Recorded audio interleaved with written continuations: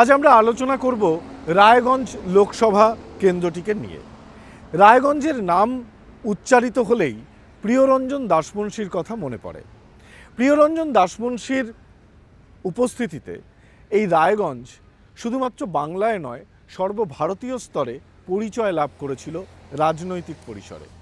নিঃসন্দেহে প্রিয়রঞ্জন দাসমুন্সির মৃত্যুর পরে দীপা দাসমুন্সি সেখানে সাংসদ হয়েছিলেন। পরবর্তীকালে দীপা দাসমুন্সি এবং প্রিয়রঞ্জন দাসমুন্সির এক ভাই সত্যব্রত দাসমুন্সি তিনি তৃণমূলের টিকিটে দাঁড়ান এবং এই কংগ্রেস এবং তৃণমূল কংগ্রেসের ভোট কাটাকাটিতে সে বছর সিপিআইএমের মোহাম্মদ সেলিম রায়গঞ্জ এই লোকসভা কেন্দ্র থেকে 1200-র কাছাকাছি ভোটে খুব সামান্য মার্জিনে তিনি জিতে সাংসদ হন।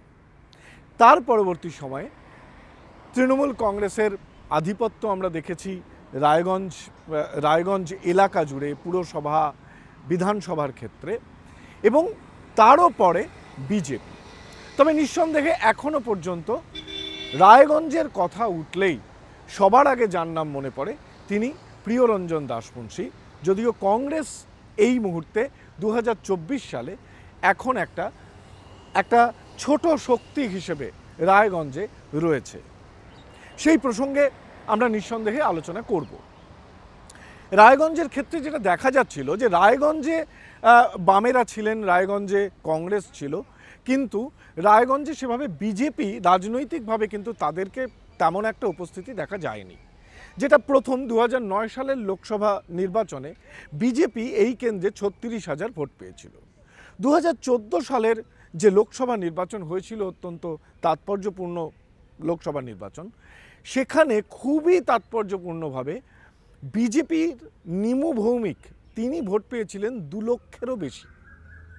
এবং 2014 সালের পর 2019 সালে আমরা দেখলাম যে দেবশ্রী চৌধুরী তিনি এই কেন্দ্র থেকে বিজেপির টিকিটে জিতে কেন্দ্রের মন্ত্রী হলেন। 2021 সালের যে নির্বাচন, তার আগে একটু 2019 সালের 21 সালের নির্বাচনের কথা বলবার আগে একটু 19 সালের নির্বাচনের পরিপ্রেক্ষিতে রায়গঞ্জ লোকসভা কেন্দ্রের অন্তর্গত বিধানসভাগুলির কি ফলাফল ছিল একটু বুঝে নেওয়া যাক।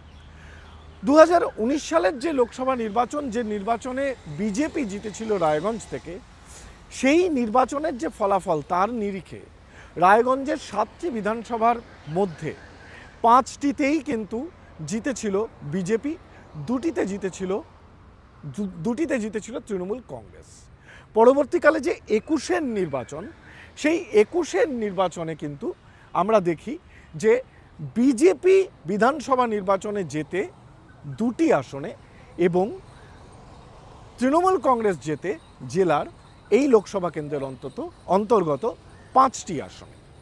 এটা 2021-এর বিধানসভা নির্বাচনের ফলাফল। পরবর্তীকালে রায়গঞ্জ, কালিয়াগঞ্জ 2 ক্ষেত্রেরই বিজেপি বিধায়ক তারা তৃণমূল কংগ্রেসে যোগদান করেন এবং রায়গঞ্জের যিনি বিজেপির বিধায়ক ছিলেন কৃষ্ণ কল্যাণী, বিশিষ্ট উদ্যোগপতি, তিনি তৃণমূল কংগ্রেসে যোগদান করেন এবং এবার তৃণমূল কংগ্রেসের প্রার্থী হিসেবে রায়গঞ্জ লোকসভা কেন্দ্রে তিনি প্রার্থী এবং তিনি লড়াই করছেন। রায়গঞ্জ লোকসভা কেন্দ্রে একটা কেন্দ্র নিয়ে আলোচনা করবার ক্ষেত্রে আমরা যদি দেখি, তাহলে আমরা দেখব যে এবার বিজেপির যিনি প্রার্থী হয়েছেন তিনি কার্তিক পাল। কার্তিক পাল প্রিয়রঞ্জন দাসমুন্সির হাত ধরে রাজনীতি শুরু করেছিলেন। পরবর্তীকালে কংগ্রেসের যে কালিয়াগঞ্জের পুরো বোর্ড ছিল তাতে তিনি ভাইস চেয়ারম্যান ছিলেন। তৃণমূল কংগ্রেসে যোগ দেওয়ার পর তিনি কালিয়াগঞ্জের চেয়ারম্যান হয়েছিলেন। তারপরে তিনি বিজেপির টিকিটে এই মুহূর্তে কিন্তু কালিয়াগঞ্জ পুরসভার একজন কাউন্সিলর। তিনি লোকসভা কেন্দ্রের এবারের প্রার্থী। কৃষ্ণ কল্যাণীর কথা আগেই বললাম, তিনি রাজনীতিতে নতুন, কিন্তু এলাকায় এবং জেলায় ব্যবসায়ী হিসেবে তার একটা ব্যবসার ক্ষেত্রে, উদ্যোগের ক্ষেত্রে তার যেমন প্রভাব রয়েছে, তেমনি সামাজিক ক্ষেত্রেও কিন্তু তার প্রভাব রয়েছে। এবার যে কথা দিয়ে শুরু করেছিলাম যে রায়গঞ্জ মানেই কংগ্রেস এবং প্রিয়রঞ্জন দাসমুন্সি, হ্যাঁ, সেই ঘরানাটা বা তার যে প্রিয়রঞ্জন দাসমুন্সির যে সংগঠনটা নিঃসন্দেহে সেটা ব্যাপকভাবে ভেঙে গিয়েছে। তার হাতে তৈরি বিভিন্ন সেনাপতিরা অন্যান্য দলে অংশগ্রহণ করেছেন, কিন্তু কংগ্রেস এখনও আছে। কংগ্রেসের নাম কিন্তু মুছে যায়নি রায়গঞ্জ থেকে। আর এই জায়গাতেই এবার যিনি প্রার্থী হয়েছিলেন ফরওয়ার্ড ব্লকের একদা তরুণ বিধায়ক আলী ইমরান রামজ, তিনি প্রার্থী হয়েছেন কংগ্রেসের। এবং এখানেই কিন্তু একটা খুব মজার ব্যাপার দাঁড়িয়ে গেছে যে ভিক্টরের ওপর কিন্তু নির্ভর করছে রায়গঞ্জ কেন্দ্রে কি ফলাফল হবে সেই ফলাফলটা। ভিক্টর যদি না দাঁড়াতেন তাহলে এই রায়গঞ্জ লোকসভা কেন্দ্রের যে মুসলিম ভোট তা এককভাবেই তৃণমূল কংগ্রেসের দিকে ভোট হতো বলে মনে করছেন অনেকে রাজনৈতিক মহল। এবং ভিক্টর দাঁড়ানোয় নিঃসন্দেহে সেই সংখ্যালঘু ভোট ব্যাংকে প্রভাব পড়বে বলে অনেকেই মনে করছেন। আমরা একটুখানি বুঝে নেওয়ার চেষ্টা করি যে ভিক্টর কোন জায়গায় থাবা বসাতে পারেন।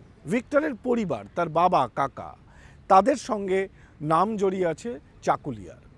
এই চাকুলিয়া বিধানসভা কেন্দ্র যেখানে সংখ্যালঘু অধ্যুষিত, এবং গোয়ালপুখর বিধানসভা কেন্দ্র, এই দুটোতেই কিন্তু ভিক্টরদের পরিবারের একটা শক্তি রয়েছে। একসময় এই গোয়ালপুখর থেকে বিধায়ক হয়েছিলেন দীপা দাসমুন্সি, কংগ্রেসের অত্যন্ত পুরনো গড় এবং কংগ্রেসের একটা পরিচিত সংখ্যালঘু এবং বেশ এগিয়ে থাকা একটা মুখ প্রার্থী হয়েছে। অনেকেই মনে করছেন যে কংগ্রেস এখানে কিন্তু ভালো ফলাফল করবে।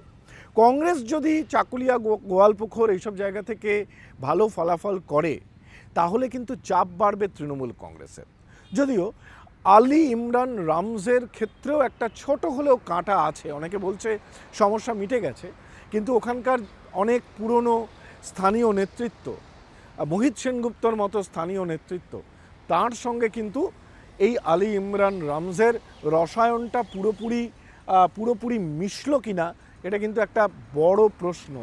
অনেকে বলছেন না কোনো সমস্যা নেই, অনেকেই বলছেন যে না সমস্যা কিন্তু আছে, এবং পুরোপুরি এইসব কংগ্রেসের ভোট ব্যাংকে পুরো ভোটটা কিন্তু এই আলী ইমরান রামজের দিকে নাও যেতে পারে। এই ধরনের আলোচনা তো চলছে এবং চলবেই।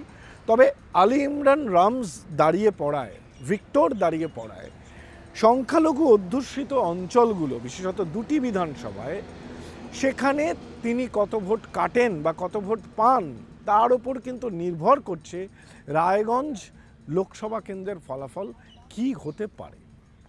সেক্ষেত্রে দাঁড়িয়ে আগে তৃণমূল কংগ্রেসের এই পার্টির অবস্থান নিয়ে একটুখানি কথা বলে নেওয়ার চেষ্টা করব। প্রথমেই যেমনটা আমরা আলোচনা করলাম যে কৃষ্ণ কল্যাণী বিজেপির বিধায়ক ছিলেন, তিনি ব্যবসায়ী, তিনি তৃণমূল কংগ্রেসে যোগদান করেছেন। কিন্তু অতীত দিন থেকে তৃণমূল কংগ্রেস যারা করছেন এই জেলায়, বিশেষত রায়গঞ্জ শহরে যে পুর বোর্ড অনেক পরিষেবা দিয়েছে, সেই জায়গা থেকে নিঃসন্দেহে তৃণমূল কংগ্রেসের ব্যাপক ভোট পাওয়ার কথা শহরাঞ্চলে বা রায়গঞ্জ বিধানসভায়। কিন্তু এখানকার তৃণমূল নেতৃত্বের সঙ্গে কৃষ্ণ কল্যাণীর সম্পর্ক সমীকরণটা কোথায়, কেমন রয়েছে? কোনো প্রশ্নচিহ্ন রয়েছে কি? পুরোটা কি মিলেমিশে কাজ করছে এখানে তৃণমূল?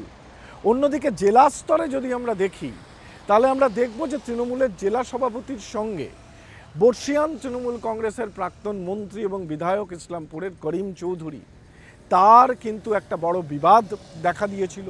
তিনি অভিষেকের সভায় যাননি এবং এই নিয়ে জল অনেক দূর গড়িয়েছিল। পরবর্তীকালে মমতা বন্দ্যোপাধ্যায়ের সঙ্গে তার বৈঠক হয়। তিনি প্রবীণ দলের প্রবীণ গোষ্ঠীর একজন প্রতিনিধি স্থানীয়। সুতরাং গোষ্ঠীদ্বন্দ্ব কিন্তু এই জেলায় একটা বড় ফ্যাক্টর। সংখ্যালঘু মুখ হিসেবে এখানে গোলাম রাব্বানি আছেন। গোলাম রাব্বানি গোয়ালপুখরের বিধায়ক। নিঃসন্দেহে তৃণমূল কংগ্রেস আশা করতেই পারে যে গোয়ালপুখর থেকে এখানে তারা ভালো ফল করবেন। কিন্তু এখানে কংগ্রেসের প্রার্থীও কিন্তু একটা ফ্যাক্টর, আলী ইমরান রামজ, ভিক্টর, তিনি কিন্তু একটা ফ্যাক্টর, ভিক্টর কিন্তু একটা ফ্যাক্টর। ফলে এই গোষ্ঠীদ্বন্দ্ব যেমন একটা দিক, অন্যদিকে বিজেপির ক্ষেত্রে যেটা মনে করা হচ্ছে যে রায়গঞ্জ, কালিয়াগঞ্জ এই সমস্ত জায়গায় বিজেপি ভালো ফল করবে। ইসলামপুরের শহরাঞ্চলে যেখানে হিন্দু বসবাস, সেখানে বিজেপির ভালো করবে বলে অনেকে মনে করছেন। করণদিঘি এলাকা থেকে বেশ খানিকটা ভালো করতে পারেন তারা। অর্থাৎ এই সমস্ত দাবিগুলোর মাঝখানে দাঁড়িয়ে অনেকে বিজেপিকে এগিয়ে রাখছেন রায়গঞ্জ কেন্দ্রে। তৃণমূল কংগ্রেসের ভরসা অবশ্যই সংখ্যালঘু ভোট ব্যাংক, মহিলা ভোট ব্যাংক এবং তারা যে পরিষেবা দিয়েছেন সেই পরিষেবা। কিন্তু মনে রাখতে হবে, শেষ হাসি যেই হাসুক না কেন, তৃণমূল কংগ্রেসের কাছে গোষ্ঠীদ্বন্দ্ব একটা ফ্যাক্টর এবং বিজেপির কাছেও কিন্তু বেশ কিছু ফ্যাক্টর রয়েছে। সেখানে দেবশ্রী চৌধুরীর পুরনো যে সংগঠন, সেই সংগঠন কতটা কাজ করবে কার্তিক পালের জন্য, সেটাও কিন্তু একটা প্রশ্ন। কিন্তু বিজেপি বা তৃণমূলকে পাশে রেখে নিঃসন্দেহে দুজন বড় প্রতিদ্বন্দ্বী, কিন্তু মাঝখানে যে কংগ্রেসের প্রার্থী ভিক্টর কতটা ফ্যাক্টর হয়ে ওঠেন, সেটাই কিন্তু রায়গঞ্জ কেন্দ্রের শেষ হাসি কে হাসবে তা কিন্তু নির্ভর করছে অনেকটাই ভিক্টরের জন্য।